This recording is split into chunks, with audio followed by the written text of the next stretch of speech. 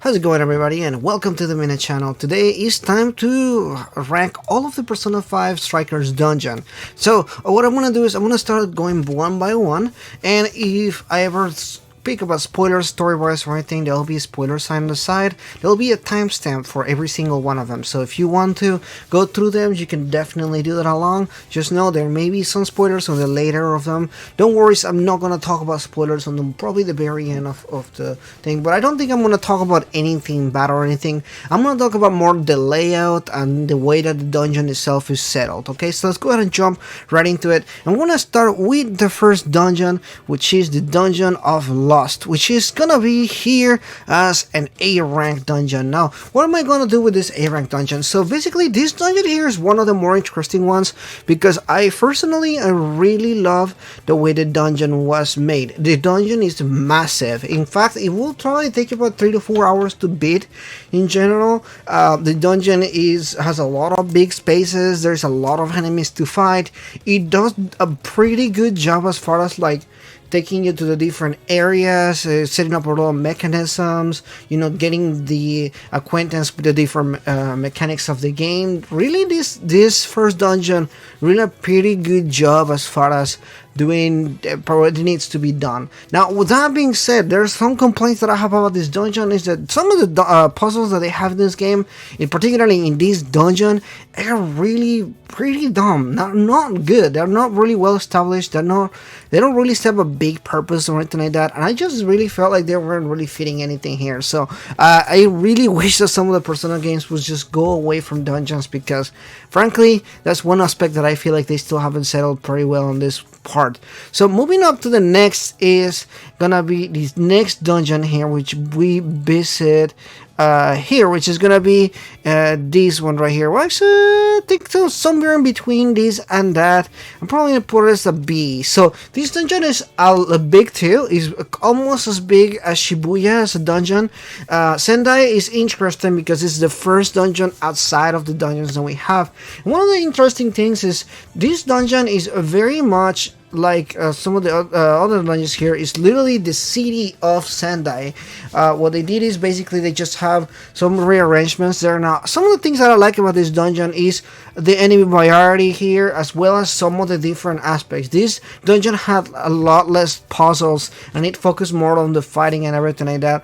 This dungeon did a lot of good stuff like this. Now, one thing that I will complain is this dungeon feel a little bit empty as far as stuff. I don't mean just the traversal and everything, just something, I don't know, something in there is lacking, and I felt like this for a couple of dungeons. This one just felt like something there was lacking. It's still a really well looking dungeon. I actually really like that one quite a bit.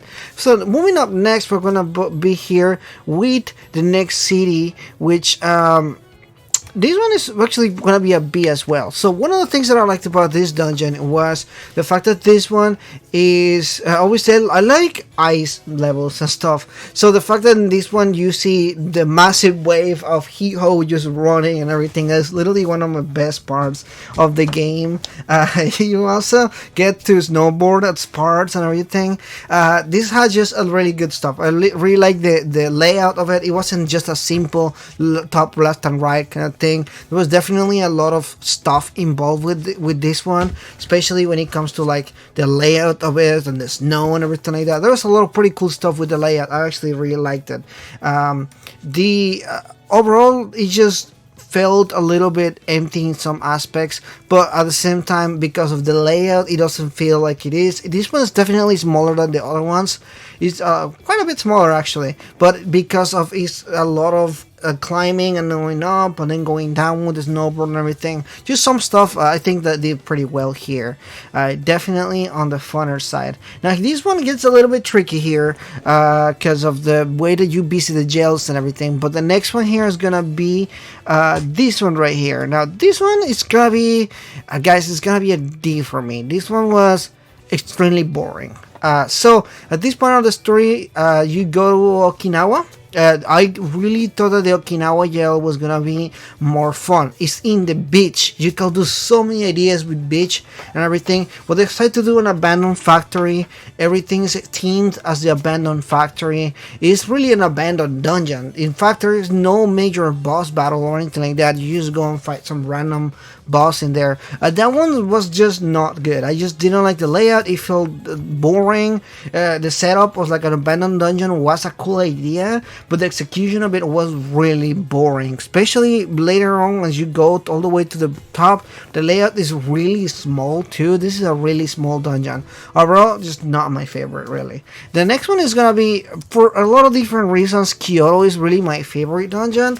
Now before I get ready to pitch first here, main thing is I love the theme. I love the way that the looks, the Kyoto look with all the ancient Japanese buildings and arcs and everything like that. When you're going from them, there's this teleportation items here. There's some puzzles here that irked me a little bit and annoyed me somehow, but overall the layout and the feel of the game and the Kyoto is really good. I actually really liked it quite a bit.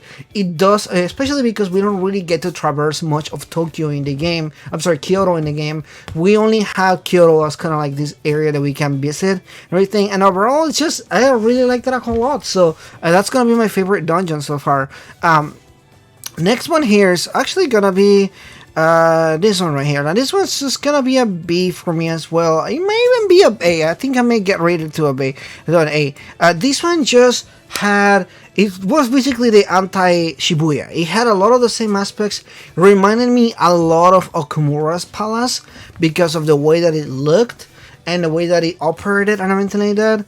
But this one just had its own share of stuff, the way that he perceived the world or the city of Okinawa? Yeah. No. Is that Okinawa? No. I literally lost my train of thought. I just really love the way that he saw the city. It was an interesting way to perceive the world. This dungeon was a really interesting one. The enemy variety was really good too. There was a lot of sneaking and going from building to building. You really do a lot of fantasy stuff in this dungeon. This one had one of those stuff in here, and it really helped quite a bit with all the different stuff. I enjoyed that dungeon quite a bit. Some people might have not, but I actually did quite a bit. So the next two are more spoilery here. So spoiler tag from here on. We're gonna go in full spoiler territory here. One thing I don't understand is why they decided to use this dungeon. This one is Mementos. It's Mementos 2.0.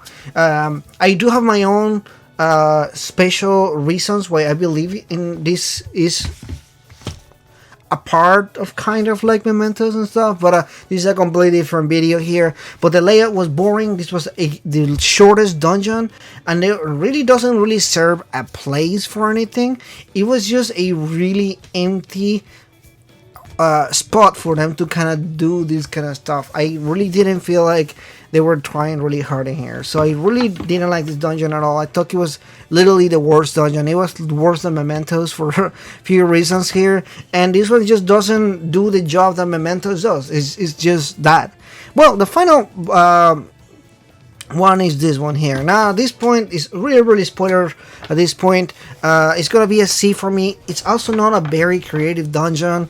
You don't really do a lot of the stuff here. It's also smaller. Not that I wanted it to be longer, because at this point I felt like Mementos and this dungeon could have been just one single dungeon.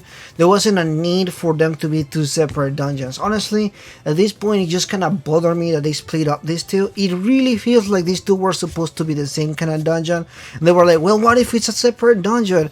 And it just doesn't work. There is a disconnect between both of them, and it feels like they could have just had both dungeons in a single thing. I don't know how they could have done it, but I think it could have done a little bit better. Overall, the dungeon, it's okay. There is floors and everything. You do a lot of the sneaky, but again, it's really short, and it almost serves no purpose other than to getting to the bad guy and having some additional time. It almost felt like a padding run or a padding dungeon for them to get to the final boss kind of thing. Anyway, that is pretty much in this list here. Actually, quite avoided spoilers for what I wanted to say. I actually don't think I did much spoilery thing, but I know some some people don't want to be spoiled or anything, so we're avoiding all that. Anyway, if you're new, please consider liking and subscribing to the channel, and let me know in the comments below, what is your favorite dungeon? You can do this rank. I did it myself. I created these two here, so thank you so much for watching this. Oh, go check out my other video with a rank all the characters on Persona 5 Strikers, and I'll see you guys next time. Bye bye.